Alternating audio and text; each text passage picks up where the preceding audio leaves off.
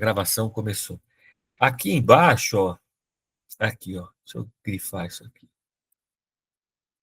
Isso aqui já foi heresia.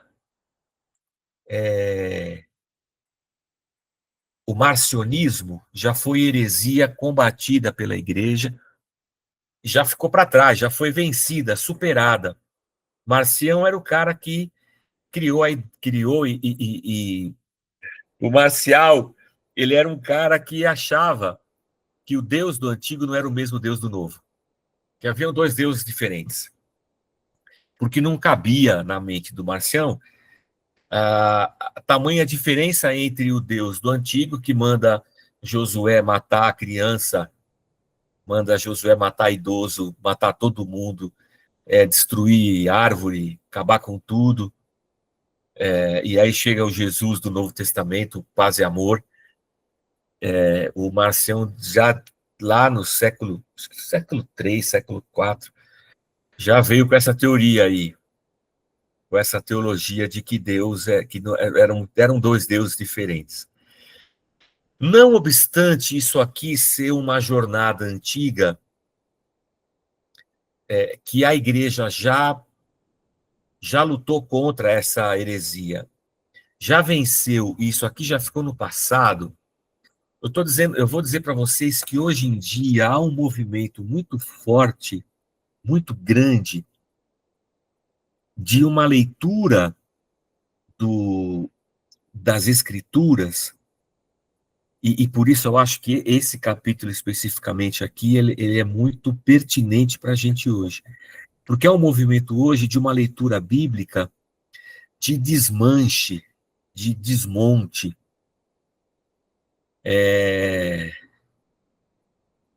assim, com a seguinte ótica. Eu vou ficar com os evangelhos, e o resto eu vou jogar fora. É quase isso. O resto eu vou jogar fora. O Antigo Testamento é história, não é nada. Eu vou ficar só com Jesus e o Novo Testamento. E mesmo o Novo Testamento, eu vou ficar com os evangelhos. Paulo também se joga fora. E eu vou dizer que isso é um movimento grande, tá? Grande, forte, de quem vai dizer assim: a Bíblia não é a palavra de Deus. A Bíblia contém a palavra de Deus. E quando eu digo a Bíblia contém a palavra de Deus, eu estou dizendo que nem tudo que está ali é a palavra de Deus. Algumas coisas são, outras não. Então, tem movimentos hoje cristãos que estão fazendo um novo crivo do que é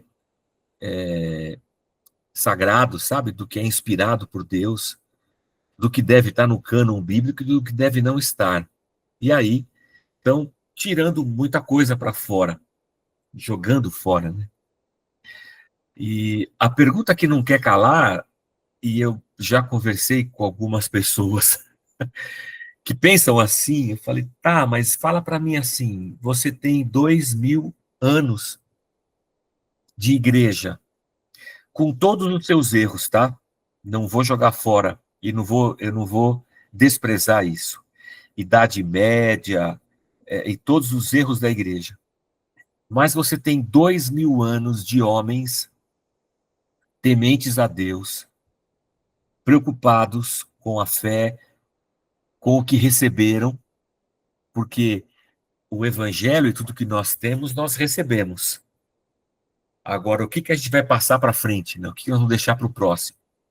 Então, centenas e milhares de homens tementes a Deus que lutaram, perderam a vida defendendo a Bíblia, as Escrituras, e defendendo a fé e tudo mais, e crendo nesse cânon que nós temos hoje, de Gênesis e Apocalipse.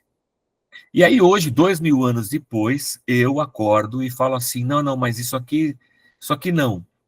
E a pergunta que eu faço, e já fiz, né? Tá, você está me dizendo então que por 2000 anos a igreja se equivocou quando acreditou que isso aqui havia sido inspirado pelo Espírito Santo. Sim. E você quer me convencer que agora você tem um novo crivo do Espírito Santo. E que o que é inspirado é isso aqui que você acredita hoje. E a pergunta que não quer calar, né? Eu fico com quem, né? Eu fico com 2000 anos de história, de tradição, não de tradicionalismo, de tradição. A tradição é a fé viva daqueles que morreram. O tradicionalismo é a fé morta daqueles que estão vivos. Mas você tem uma tradição e uma teologia construída ao longo de 2000 anos que está aqui com a gente. E você quer dizer para mim que isso aqui não é, e que agora o Espírito Santo falou com você, com aqueles outros ali, e agora vocês estão dizendo para a Igreja de Cristo que há um novo cânon das Escrituras. Mas é uma loucura, é um movimento muito sutil, que ele começa com a nossa dificuldade de mergulhar profundamente em Deus e de conhecê-lo. É a nossa falta de coragem de abrir o nosso coração, como fez o salmista, e de expressar para Deus aquilo que a gente realmente sente, para que num diálogo com Deus e com o seu Espírito Santo a gente possa ser tratado, a gente possa ser convencido, seja lá o que for. Mas a questão é que eu vou colocando novos pressupostos na minha jornada e eu vou julgando Deus a partir dos meus pressupostos pós-modernos, né? Modernos. E aí eu começo a desconfiar de Deus e da sua bondade. E aquela equação, se Deus é bom, todo-poderoso e o mal existe, alguma coisa aqui não está certa. Para esses caras, o que tá errado aí é que o Deus da Bíblia é um Deus cruel. Ele não é bom. E ele é um Deus cruel. A gente precisa se conformar com isso. Então, achei interessante assim essa jornada por esse caminho. É claro que para eu sustentar que Deus é um Deus cruel e mau, eu vou ter que distorcer um pouco a Bíblia, tá? Eu vou ter que distorcer bastante coisa na Bíblia para convencer que o Deus do Antigo Testamento, o Deus bíblico, é um Deus cruel. Ele cita aqui o Richard Dawkins, né? Achei interessante isso aqui. Vou até pintar aqui para vocês. O Deus do Antigo Testamento é talvez o personagem mais desagradável da ficção. Ciumento, orgulhoso, controlador, mesquinho, injusto e intransigente. Genocida étnico, vingativo, sedento de sangue, perseguidor, misógino, homofóbico, racista, infanticida, filicida. Nem sei o que é filicida, hein? Que mata o filho, né? Filicida, pestilento, megalomaníaco, sadomasoquista, malévolo. Isso aqui é o que o cientista Richard Dawkins pensa a respeito de Deus. O Richard Dawkins está junto com o marcionismo, né? Eles estão no mesmo lugar. Aí ele vai citar aqui o C.S. Lewis, que está mais próximo da gente. É quando morre a mulher do C.S. Lewis, acho que ela teve um câncer, que o C.S. Lewis mergulha no Salmo 88, o livro Anatomia de uma Dor. E ele, tomado pela dor da perda da mulher que ele amava, ele se viu num momento assim que, sabe, que meu mundo caiu, né? Por que ela foi morrer? O sentimento de abandono cósmico, ele cita aqui, né? Aí ele vai citar, ele vai falar assim a respeito de Deus. Volte-se para Deus quando estiver em grande necessidade, quando toda outra forma de amparo for inútil, e o que você encontrará? Uma porta fechada na sua cara, ao som do ferrolho sendo passado 2 vezes do lado de dentro. Essa é a imagem que C.S. Lewis tem de Deus. Quando você mais precisa e bater na porta dele, o que você vai ouvir é a porta se fechando na sua cara e 2 trancas sendo passadas de dentro para fora. E depois disso, ele vai dizer, só o silêncio. Bem que você poderia dar as costas e ir embora. Quanto mais espera, mais enfático o silêncio se torna. É racional acreditar num Deus ruim? Ao menos um Deus tão mau como se fosse um sádico cósmico, o idiota mal intencionado? Por que ocupo minha mente com tamanhas imundícies e disparates? Será que tenho esperanças de que, se o sentimento se disfarçar de pensamento, sentirei menos? Não seriam todos esses apontamentos agonias mentais insensatas de um homem que não aceita o fato de não haver nada que possamos fazer com o sofrimento, exceto padecê-lo, sofrê-lo? É um cara aqui, comentários de um cidadão completamente desesperançoso da vida, né? Deus é uma porta fechada na cara dos que procuram. Para a gente sustentar isso aqui na vida, na Bíblia, nós vamos ter que distorcer a Bíblia. Mas essa é a oração do C.S. Lewis, né? Uma oração que às vezes a gente não tem coragem de fazer. E é nesse momento que o Jonas cita o Salmo 88. Vou até deixar ele pintadinho aqui, porque para a próxima vez já... Pronto. Nenhum cristão, nenhum cristão é capaz de evitar as representações, as imagens, os quadros, os pensamentos e sentimentos terríveis que pode ter de Deus, sobretudo nos momentos em que está passando por uma prova terrível. Portanto, o sentimento de abandono cósmico não é uma experiência exclusiva dos ateístas ou neo-ateístas. Esse sentimento também agride o coração do crente mais fervoroso. Por isso, confessar a presença de tal sentimento é a coisa mais importante a fazer. Escondê-lo pode ser demasiado perigoso ou mesmo destrutivo, visto que muitos que o escondem acabam cruzando a sutil fronteira que separa o sentimento de abandono cósmico da apostasia. Uma coisa é eu me sentir abandonado. Outra coisa é esse meu sentimento me levar a uma atitude de afastamento de Deus. E são duas coisas bem distintas. Os salmos de lamento, como o Salmo 88, e como esse tem vários, existem vários, é interessante o lamento. Já falei isso na igreja. O lamento judaico, ele se volta, ele olha para Deus e ele descasca o abacaxi. Tinha esquecido o que era que descascava. Descasca o abacaxi para Deus e fala tudo que está no coração, só que geralmente o lamento sempre se encerra com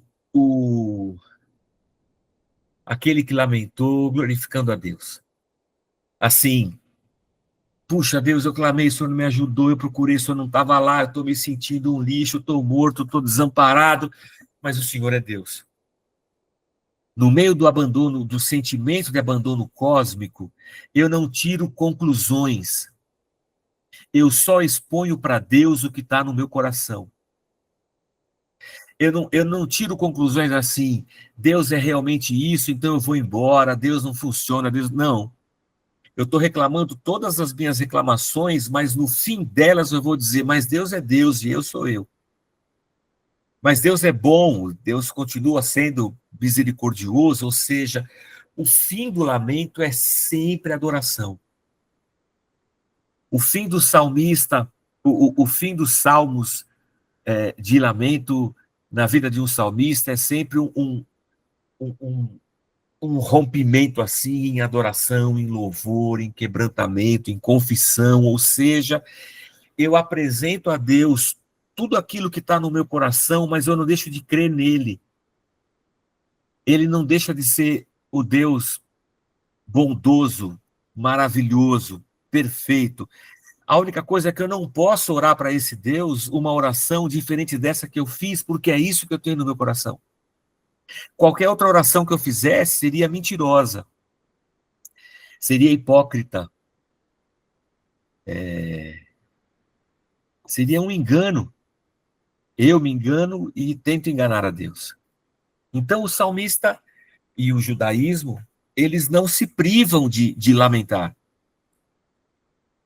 mas no final eles vão confessar a grandeza e a bondade de Deus, né? A fronteira, né? Entre eu dar um passo para lá e achar que Deus é realmente isso, ou ficar dessa linha para cá, e apesar das minhas lamentações e de colocar tudo isso para Deus, eu ainda vou declarar que Deus é Senhor, bondoso, misericordioso. É que o judeu não pode deixar de lamentar. A gente não, a gente é criado evangélico e a gente aprende que a gente tem coisa que a gente não pode falar, tem oração que a gente não pode fazer, tem coisa que a gente pode pensar, porque se eu pensar isso aqui, se eu falar essa oração, o diabo vai ouvir, porque há poder nas suas palavras. Ó, e se o diabo ouvir você falando isso, ele vai pegar as palavras que você orou e vai reverter isso em mal sobre a sua vida. O diabo tem poder de pegar essa palavra e transformá-la numa verdade contra você. Olha que idiotice que a batalha espiritual ensinou para a gente. Então, eu prefiro não orar. Ou eu prefiro esconder de Deus, ou prefiro ser hipócrita para com Deus e não oro. Pode falar. Deixa eu só colocar uma linha aqui, ó.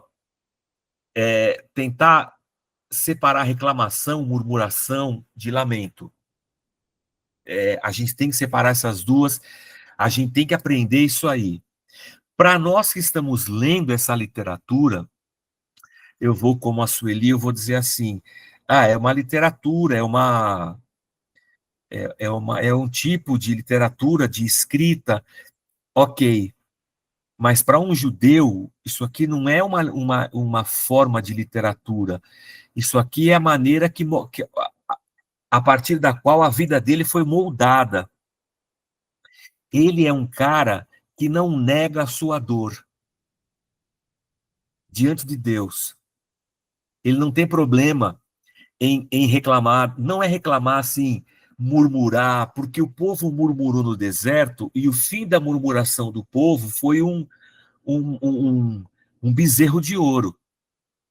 O fim da murmuração do povo foi destruição e morte. Mas o fim do lamento é adoração e vida. Porque o meu lamento, ele não está sendo exposto nesse momento para eu acabar com a minha relação com Deus uma vez por todas e falar que Deus não presta. O meu lamento é a permissão de expor para Deus o que eu sinto no coração, sem que isso seja um julgamento. Mas nós evangélicos não conseguimos ter esse tipo de vida moldada, sabe? Para nós é difícil, porque a gente foi ensinado a não fazer oração assim, a nunca verbalizar essas coisas, porque o diabo ouve a nossa oração. Oração é o barulho das pombas. Eu preguei isso outro dia, não preguei? Preguei isso outro dia, um domingo desses aí. A palavra é aquele barulho que as pombas fazem quando estão juntas. A murmuração é isso. Eu me volto não para Deus, eu me volto para o outro. Nós aqui, ó, faz um grupinho, e aí eu começo a murmurar, a reclamar. Um para o outro para um. Eu também acho isso. E aquele barulho é com o barulho de muitas pombas. Isso é murmuração. Lamento é uma alma piedosa que se volta para Deus. Ele não tem problema de falar com Deus do que o coração dele está cheio. Ele vai conversar com Deus, ele vai expor, ele vai lamentar. É igual você ir num velório, abraçar lá a pessoa e falar assim, não chora. Pô, como não chora, meu? Deixa eu chorar minha dor, deixa eu passar pelo meu luto, deixa eu sofrer um pouco, eu preciso sofrer. Deixa, não dá para passar por isso aqui sem sofrer isso aqui. Então, o lamento é essa permissão, é uma alma moldada que não tem problema nenhum em lamentar, em chorar sua dor, em lamber suas feridas. Mas no final como eu estou orando para Deus e conversando com Deus, eu posso até e podem ser até palavras duras. Eu acho que Jó também expressa isso para a gente. E a conversa de Jó com Deus é muito bacana, e a resposta de Deus para Jó é melhor ainda. Deus fala assim: tá, Jó, eu ouvi todo o seu lamento, agora senta aqui comigo, vamos conversar. Aí Deus começa a bater um papo com Jó, e é sensacional. Mas essa diferença aí, as nossas orações, esse professor aqui, o Jonas, nas aulas com ele, ele falava muito disso, que as nossas orações são muito limpas e que a gente não consegue fazer uma oração suja, como essa aqui do salmista no Salmo 88. Porque a gente foi ensinado a ter atitudes religiosas, sabe? Atitudes perfeitas, mas a gente não foi ensinado a ser sincero diante de Deus e falar aquilo que a gente está passando. Pô, Senhor, tá difícil, tá doendo, sabe? Eu estou sofrendo, eu estou aqui, parece que o Senhor virou o rosto para mim, eu estou me sentindo abandonado. Essa é a oração de quem está sofrendo. Se eu não puder falar isso para ele, vou falar isso para quem? Não é?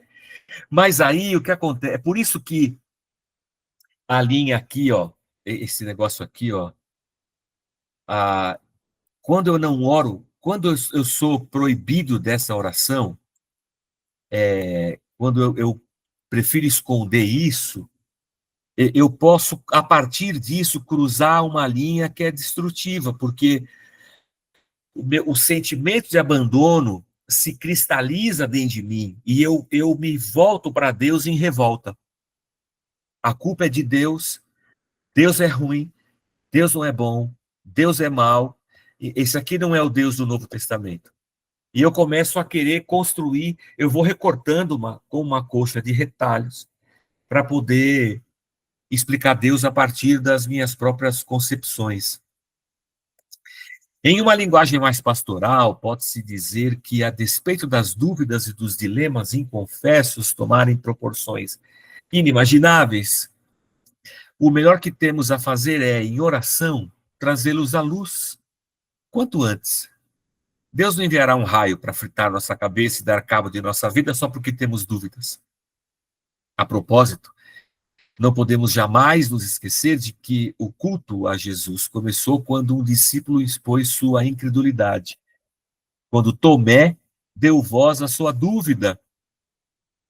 Jesus não o censurou, não o agrediu com um azorrague, um chicote. Pelo contrário, deu-lhe razões para continuar crendo.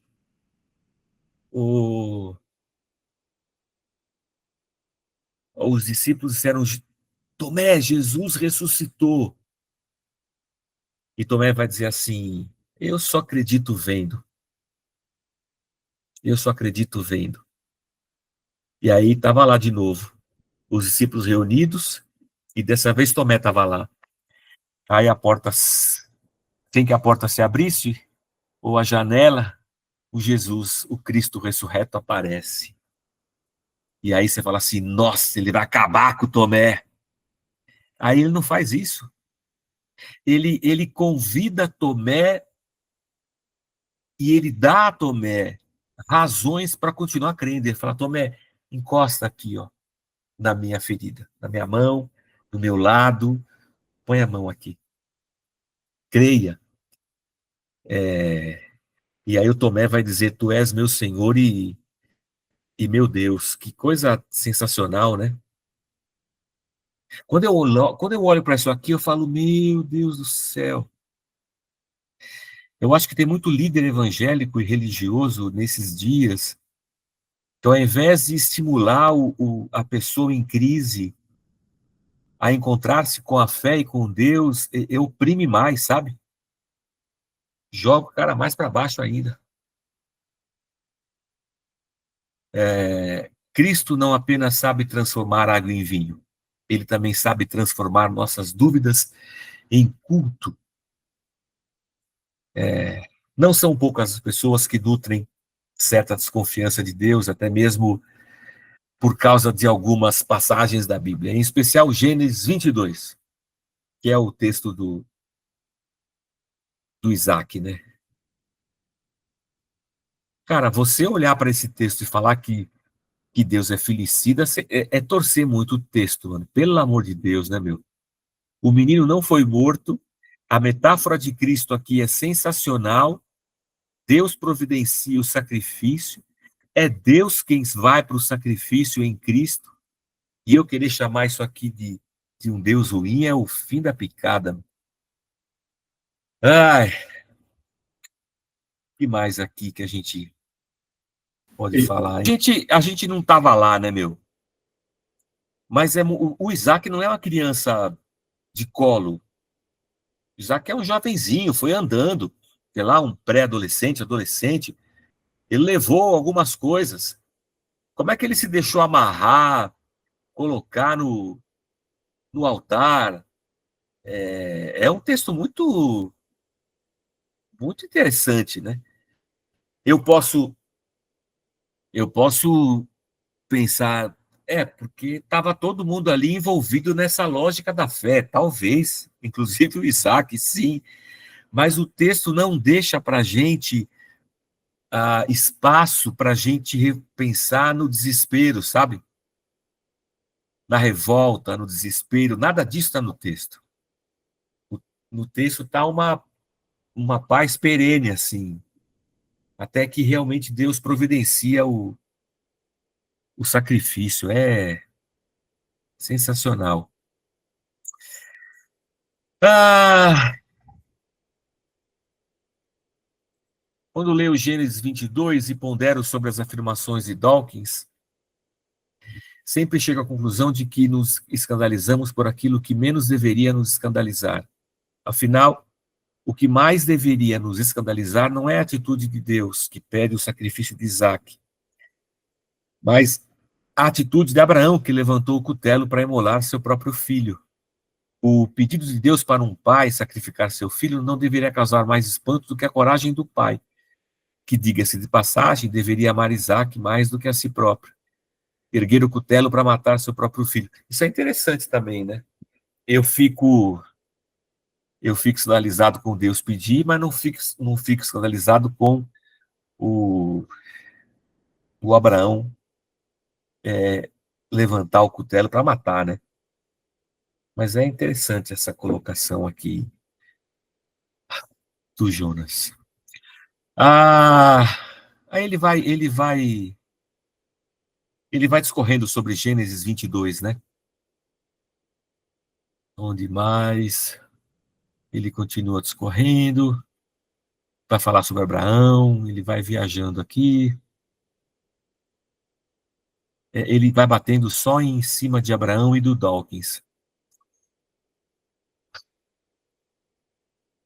Tem odisseias e orações sujas.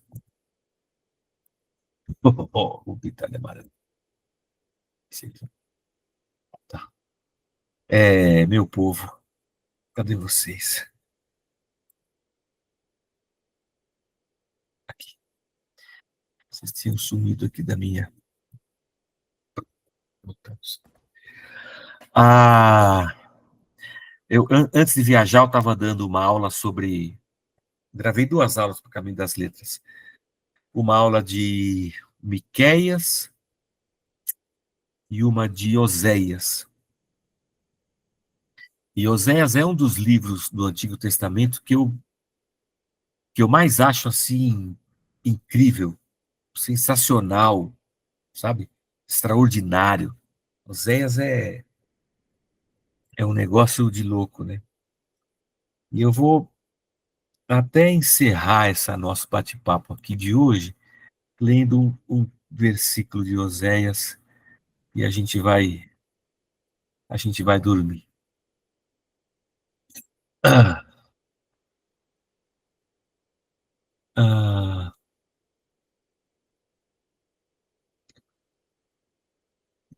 ó,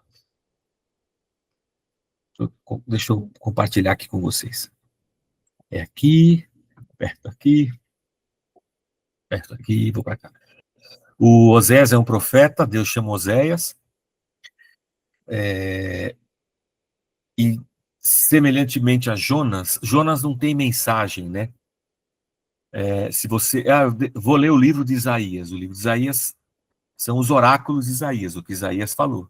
Isaías, Jeremias, Ezequiel, tudo, Daniel. Mas o Oséias, o Jonas não tem mensagem nenhuma. A mensagem de Jonas é a vida de Jonas, é a história de Jonas que fala com a gente. O Jonas é uma metáfora, né? E o Oséias, ele é muito parecido, porque Deus fala assim: Oséias, você vai se casar com uma prostituta, você vai ter filhos de uma mulher adúltera, e a partir dessa relação de um casamento completamente torto, eu vou falar com o meu povo. Você casado com uma mulher adúltera vai ser a metáfora de um Deus casado com uma nação adúltera. De um povo que vira as costas para Deus e busca em outros amantes o seu prazer. E aí o Osés vai dizer assim, ó, aqui no capítulo 2.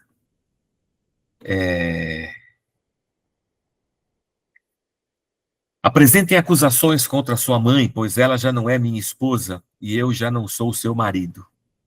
Diga-lhe que remova do rosto a maquiagem de prostituta e que tire as roupas que deixam os seios à mostra. Do contrário, eu a deixarei nua como no dia em que nasceu. Permitirei que morra de sede como uma terra seca e desolada. Eu não amarei seus filhos, pois foram concebidos em prostituição. Sua mãe é uma prostituta indecente, que engravidou de forma vergonhosa, disse. Ela falou assim: irei atrás de outros amantes e me venderei a eles em troca de comida e água, em troca de roupas de lã e de linho, em troca de azeite e bebidas. Por isso a cercarei com espinheiros, levantarei um muro à frente dela, para fazê-la perder seu caminho. Quando correr atrás de seus amantes, não os alcançará. Procurará por eles, mas não os encontrará. Então pensará: voltarei para meu marido, pois com ele estava melhor que agora. Ela não entende que tudo o que tem foi dado por mim. O trigo, o vinho novo, o azeite, dele até mesmo prata e ouro. Mas ela ofereceu meus presentes a Baal. Cara, isso aqui é a coisa mais insana, das mais insanas da Bíblia. Deus mandou Oséias casar com uma mulher prostituta e adúltera, e nesse casamento ele vai dizer assim: Oséias, isso aqui somos nós, ó. Eu sou o marido traído, Israel é a prostituta, Israel é a esposa adúltera, Israel é a esposa adúltera, eu sou o marido traído. E esse Israel correu atrás dos seus amantes, correu atrás de outros deuses. No caso de Oséias, tem uma situação muito interessante aqui, porque o Reino do Norte ele está em guerra contra a Síria, que está logo acima deles, né? Norte está aqui, Samaria, a Síria está acima. E aí, o rei de Israel, ele dá uma charcada nas elites, arranca prata e ouro deles e paga para o rei da Síria para ter paz, sabe? Para não perder a guerra. Depois, ele vai até o Egito e contrata o Egito para juntar força com ele para lutar contra a Síria. Então, Israel já não é mais um povo que entende Deus como seu Senhor, seu protetor, seu guardador. Israel é agora um povo que compra proteção de outros deuses, de outros povos, de outros reis. E Deus olha isso como quem enxerga uma relação de adultério e de prostituição. Sim, o norte já está num processo de degradação desde Roboão, né? Desde Desde a morte de Salomão, quando Roboão assume o reinado e as tribos se dividem, o norte já começa um processo de degradação. Eles deixam de adorar em Jerusalém, vão adorar em Gerizim, eles têm um outro sacerdócio, eles têm um outro lugar sagrado, é uma outra religião. Então, o processo de afastamento de Deus e de contaminação com outros deuses, prostituição espiritual, de busca de proteção em outros reinos, como uma mulher adúltera tentando encontrar, sabe, vida e proteção em outro lugar, o norte está fazendo isso. Só que, olha Deus, olha o que Deus é capaz de falar. Se esse Deus for um Deus cruel, eu não sei o que é ser bom. Quando você correr atrás dos seus amantes, você não vai alcançar eles. Você vai procurá-los, você vai procurar prazer nessa terra, você vai procurar segurança nessa terra, você vai procurar paz nessa terra, você vai procurar amor nessa terra, mas você não vai achar. E você vai pensar assim: vou voltar para o meu marido, vou voltar para Deus, porque estava melhor antes do que agora. Você acha que quem deu as coisas para você foi o teu amante? Não foi. O tempo inteiro fui eu, cuidando de você. Fui eu que te dei o trigo, o vinho, o azeite, a prata e o ouro. Só que você pegou a minha prata e o meu ouro, deu para a Síria para comprar proteção. Você estava lá se prostituindo e eu estava aqui cuidando de você. Cara, isso aqui é sensacional. É o Deus que está sendo traído, mas que se derrama em amor e misericórdia. Isso aqui é. Se isso aqui não é um Deus bom, o que é ruim? O que é bom? Qual é o critério que eu estou adotando? Então, eu. Ah, mas o Jorge, Deus não mandou matar todo mundo. Ó, Deus mandou. Mas quando eu olho para toda a sistemática de um mundo, a gente está na idade, nós estamos na pós-modernidade, antes da gente a modernidade, antes de nós a Idade Média, e lá para trás a Idade Antiga, a partir da invenção da escrita, a Idade Antiga. Cara, a gente está falando de uma humanidade muito distante da nossa, né? De guerra, de matar. Então, Deus está se revelando a esse povo dentro daquele contexto. E Deus fala assim: vocês vão para Canaã, e se vocês não tirarem todo mundo de lá, Canaã vai matar vocês. Os deuses de Canaã, o pecado de Canaã, aquilo vai matar vocês.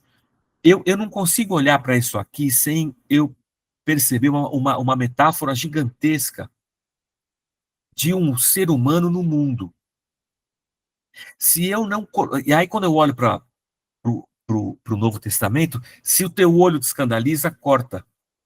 Se tua mão te escandaliza, corta. É melhor chegar maneta e cego de um olho no céu do que não ir para o céu. Ou seja, extirpa do teu meio o pecado. É isso que eu estou vendo lá em Canaã. Tira isso aqui. Eu sei que parece cruel, mas é a única forma de você permanecer vivo. Aí uma das coisas assim mais incríveis é que os deuses cananeus, eles eram adorados sobre altares humanos, que aqui na língua portuguesa a gente vai chamar de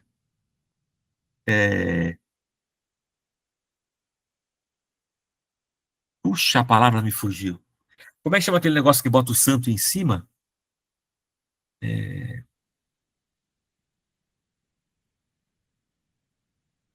Nossa, tá aqui, ó. A palavra tá aqui, mas tá fugindo. Agora fugi. Tem o nome católico de um. da estrutura que o santo fica em cima. Mas tudo bem. Depois vocês dão um Google lá, vocês procuram. Os deuses cananeus, eles, eles ficavam em cima de um oratório. Ó Deus, salve o oratório e a hóstia consagrada. Então, sabe o que era o oratório em cima de onde o deus cananeu descia e era adorado? Você sabe o que era o oratório cananeu? Você tem ideia? Um bezerro. O oratório cananeu era um bezerro. Baal era adorado em cima do bezerro. Quando Moisés vai embora, quem era o cara através do qual Deus se manifestava? Moisés. Moisés some, vai embora, e eles falam assim, mano, ferrou? Como é que nós vamos adorar Deus agora? Onde Deus vai descer? E aí é aquela coisa, morreu Moisés, acabou, acabou, acabou. O Arão, faz um Deus para nós. Não é, na verdade, um Deus que ele está fazendo um oratório. O que ele faz? Ele faz um bezerro. E o mais incrível dessa história é quando você vai ler lá, no hebraico, o Arão fala assim, amanhã vai ter festa, porque ele já tem o bezerro, e ele fala assim, Yahvé, ele não está falando Baal, Yahvé vai descer no bezerro. Ou seja, quando Deus fala, mano, corta esse olho, é porque o ser humano ele vai se contaminar. Ele vai cair no sincretismo, ele vai fazer bobagem, porque o ser humano pós-queda é só isso.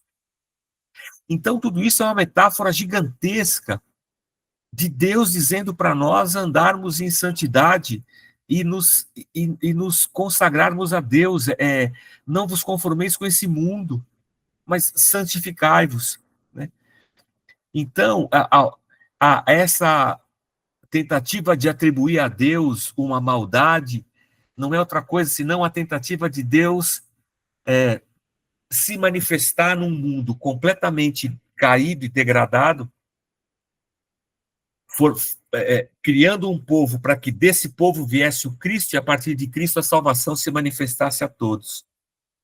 Então eu não consigo ver crueldade, eu consigo ver um Deus cheio de misericórdia, mas cheio assim. E misericórdia no Velho Testamento, né? Não é nem no Novo, é no Velho. Então, é Deus dizendo assim, mesmo, o ouro que vocês usaram para construir o bezerro, fui eu que dei para vocês. E vocês estão se prostituindo com outros amantes. E ainda assim, Deus é misericordioso, né? Ele vai cuidando, ele vai abençoando. Mas muito legal. 9h35. O que você quer falar? Antes da gente desligar. Que nós vai descer. Agora nós vai descer e jantar. Nós vai descer. Nós vai descer.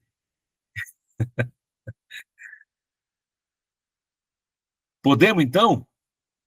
Ler essa outra parte aqui, que é o Teodiceias e Orações Sujas, tá? Uma hora a gente acaba esse livro aqui, hein? Falta pouco. É isso aí. Gente, beijo em vocês. Obrigado pela presença. Deus abençoe. Até domingo, aos que estarão conosco na igreja domingo.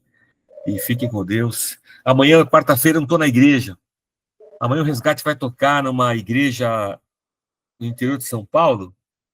Vão fazer um show beneficente para a Missão Shimo. A Missão Shimo tem construído escolas em Moçambique.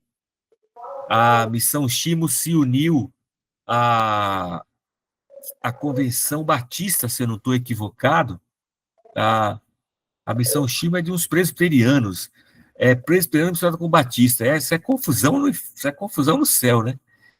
E eles constroem a igreja Batista, compra o terreno, a Missão Chimo constrói a escola. Durante a semana é a escola, de domingo é a igreja cristã. Negócio maluco. Tem várias já construídas. E amanhã nós vamos lá tocar, ver se a gente consegue levantar um recurso para mandar para a missão. Então amanhã eu não prego, só prego domingo agora. Então até domingo. Fiquem com Deus e até mais.